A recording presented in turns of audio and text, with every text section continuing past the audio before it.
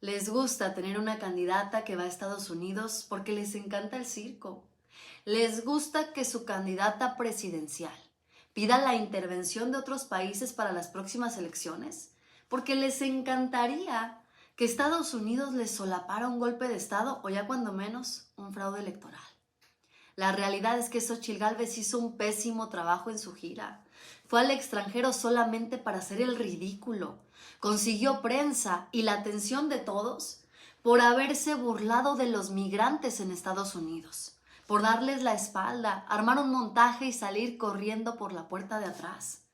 Xóchitl Gálvez consiguió prensa por haberse reunido en España con Felipe Calderón, el rey de los montajes y de la fracasada estrategia de seguridad que Xóchitl pretende repetir. Y ahora la mejor idea de los intelectuales es hablar de los provincianos. ¿Acaso pensará que los provincianos no votamos? Hay más de 120 millones de mexicanos que no viven en la Ciudad de México. ¿Y ustedes se atreven a referirse a los provincianos como ignorantes? ¿De verdad? Se refiere a Aguilar Camín al presidente como un provinciano ignorante y solamente exhiben su clasismo y lo que ya todos sabemos, que ustedes pretenden gobernar e influir desde una burbuja en Twitter y en una sociedad minoritaria que es igual de clasista que ustedes y todo el tiempo les da la razón porque les encanta llamarnos nacos, chairos, analfabetas, acarreados a millones de mexicanos, a los mismos que ustedes esperan convencer de que votemos por su proyecto que se ha basado los últimos 5 años en insultarnos. Nos hablan de un presidente que le tiene miedo al exterior porque es un provinciano. Se les olvida que ese provinciano consiguió ya récord en inversión extranjera directa. 32.926 millones de pesos tan solo en el tercer trimestre del 2023. Con ese presidente provinciano, México acaba de superar a China como principal exportador de Estados Unidos, afianzando así su liderazgo una vez más. Ese presidente provinciano consiguió convertirse en líder de América Latina. Gracias a él, ya no somos más el patio trasero de Estados Unidos.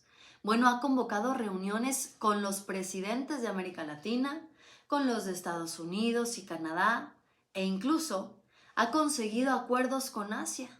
Pero nos queda clarísimo que ustedes prefieren a un Peña Nieto que se la pasaba de gira en el avión presidencial atendiendo asuntos tan importantes como llevar a toda su familia y comitiva a visitar a la reina Isabel o al Papa. Ustedes prefieren las giras de Calderón y de Peña Nieto, en donde llegaban a grandes acuerdos para la inversión en este país. Acuerdos que solamente beneficiaban a los grandes empresarios. Tan solo entre los dos gobiernos, recordemos que les condonaron 189,000 millones de pesos a 58 empresas. Y esos son los presidentes de mundo que añora Aguilar Camín. Esa es la presidenta que quieren en el poder.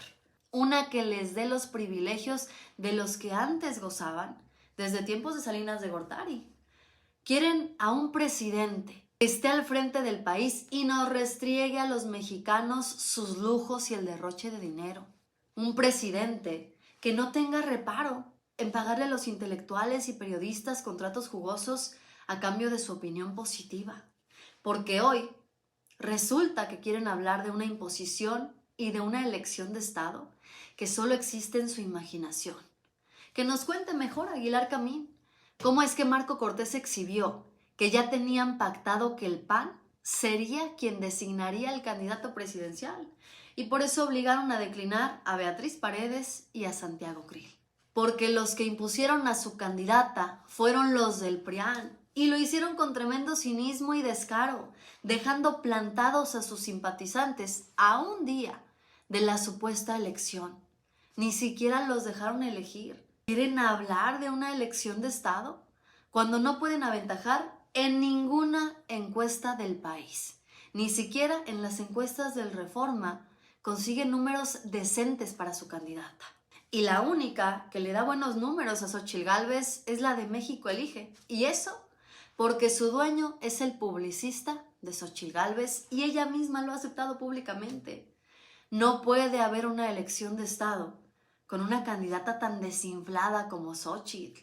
No puede haber una elección de Estado cuando ustedes se la pasan denostando por lo menos a los 30 millones de mexicanos que votaron en favor de la Cuarta Transformación en el 2018.